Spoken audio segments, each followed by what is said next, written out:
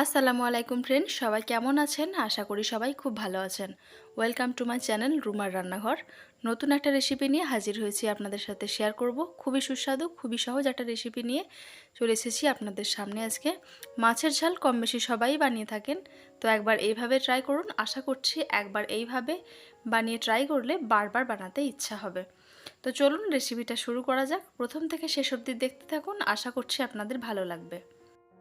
তো এই রেসিপির জন্য প্রথমেই আমার যেটা লাগবে সেটা হচ্ছে মাছ। আমি কাতলা মাছ নিয়েছি আর বড় বড় পিসগুলো একটু রেখেছি যাতে করে দেখতে সুন্দর লাগে এই রেসিপি। আর বড় মাছের এই রেসিপিটা করলে খুবই সুন্দর টেস্ট আসে।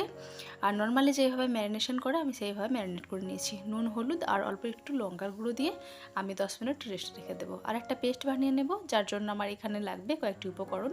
দুটো মিডিয়াম সাইজের পেঁয়াজ, 1 ইঞ্চি আদা, কয়েক কোয়া রসুন, কয়েকটা কাঁচা লঙ্কা, ঝালের জন্য দিয়ে দিচ্ছি গোটা গোলমরিচ কয়েকটা, 1 চামচ পরিমাণ লাল সর্ষে বা রাই সর্ষে, হাফ চামচ পরিমাণ জিরে, সাদা সরিষা হাফ চামচ পরিমাণ, আর হাফ চামচ পরিমাণ গোটা ধনে। অল্প একটু হলুদ গুঁড়ো দেব আর অল্প একটু সর্ষের তেল দেব 1 চামচ পরিমাণ, আর সামান্য পরিমাণ একটু পানি দিয়ে এটাকে মাখিয়ে আমি রেখে দেব 10 মিনিটের জন্য। আর 10 মিনিট পর এটাকে খুব ভালো একটা স্মুথ পেস্ট বানিয়ে নিতে হবে।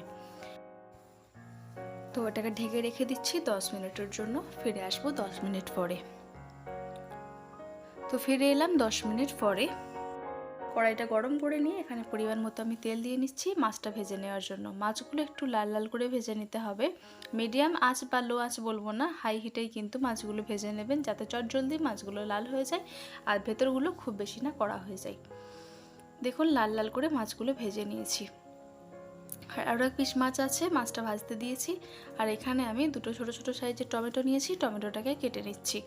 আপনারা চাইলে কিন্তু টমেটোটাকে পেস্ট করেও দিতে পারেন, তো আমি পেস্ট করলাম না, টমেটোটাকে কুচি করেই আমি এখানে ব্যবহার করব।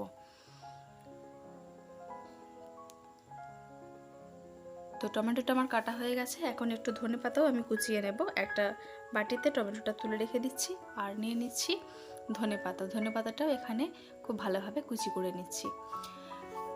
তো দেখুন মাছটাও কত সুন্দর লাল লাল করে ভেজে নিয়েছি। আর ধনেপাতা টমেটোটা কুচিয়ে একটা সাইডে রেখে দিচ্ছি। এখন আমি ওই তেলের মধ্যেই ফোড়ন দিয়ে নেব।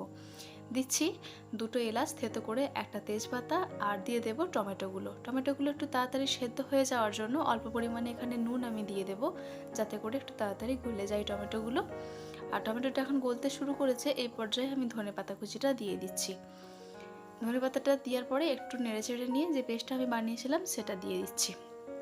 তো পেস্টটা একটু বেশি পরিমাণে আমি বানিয়েছি, যাতে করে গ্রেভিটা একটু বেশি পরিমাণে হয়। গ্রেভিটা একটু বেশি পছন্দ সবার, সেই জন্য গ্রেভিটা একটু বেশি করে নিয়েছি। আর যে পেস্টটা আমি বানিয়েছি এই পেস্টটাতে ম্যাক্সিমাম 6 পিস মাছ খুব সুন্দরভাবে রেডি হয়ে যাবে ঝালের জন্য। এখন আমি তেলের মধ্যে দিয়ে দিচ্ছি পুরো পেস্টটাই, তারপরে খুব ভালোভাবে কষিয়ে নেব। তো মাছ ভাজার তেল আমার অনেকটাই ছিল, সেই জন্য তেল আমি একটু তুলে রেখে দিয়েছি। আর যে কোনো মাছের তরকারিতে আপনারা ওই তেলটা ব্যবহার করতে পারবেন। তো এখন খুব ভালোভাবে কষিয়ে নিচ্ছি মশলার সাথে। এখানে আমার বেশি কিছু গুঁড়ো মশলা লাগবে না, শুধুমাত্র কাশ্মীরি লঙ্কার গুঁড়ো একটুখানি আমি ব্যবহার করে নেব। যেহেতু আমি গোটা মশলাগুলো সবই ব্যবহার করেছি, তাই এখানে আমার আর কিছু মশলা লাগবে না। শুধুমাত্র রঙের জন্য কাশ্মীরি লঙ্কার গুঁড়োটা একটু দিয়ে নিচ্ছি, হাফ চামচ পরিমাণ। আর কষাতে কষাতে যখন এইভাবে তেল ছেড়ে আসবে তখন কিন্তু এখানে মাছগুলো দিয়ে নিতে হবে। তো আমি অল্প অল্প করে পানি দিয়ে মশলাটাকে ভালোভাবে কষিয়ে নিয়েছি।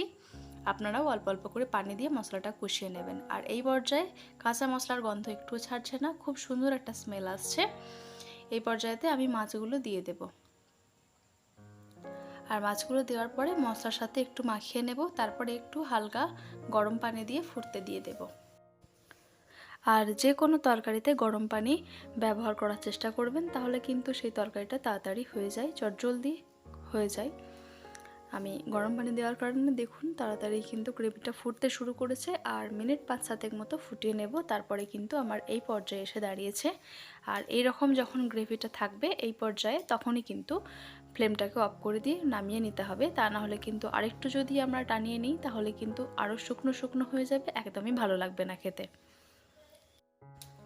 তো এই পর্যায়ে ফ্লেমটা আমি অফ করে দিলাম। আর দেখুন কতটা লোভনীয় লাগছে দেখতে। এরকম যদি একটা রেসিপি থাকে তাহলে কিন্তু এক রেসিপিতেই প্লেট খালি, আমি গ্যারান্টি দিচ্ছি।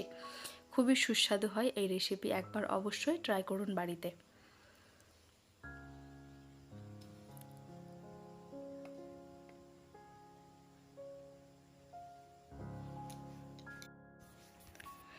তো ফ্রেন্ডস, এই ছিল আমার আজকের রেসিপি। আপনাদের কাছে কেমন লাগলো? যদি ভালো লেগে থাকে অবশ্যই একটা লাইক কমেন্ট করে দেবেন।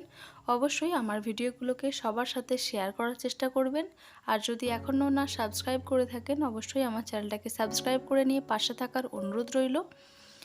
দেখা হবে আপনাদের সাথে পরবর্তী নতুন একটা ভিডিও নিয়ে। নতুন ভিডিও দেখার আপনাদের আমন্ত্রণ রইল। ততক্ষণ আপনারা ভালো থাকবেন, সুস্থ থাকবেন, সাবধানে থাকবেন।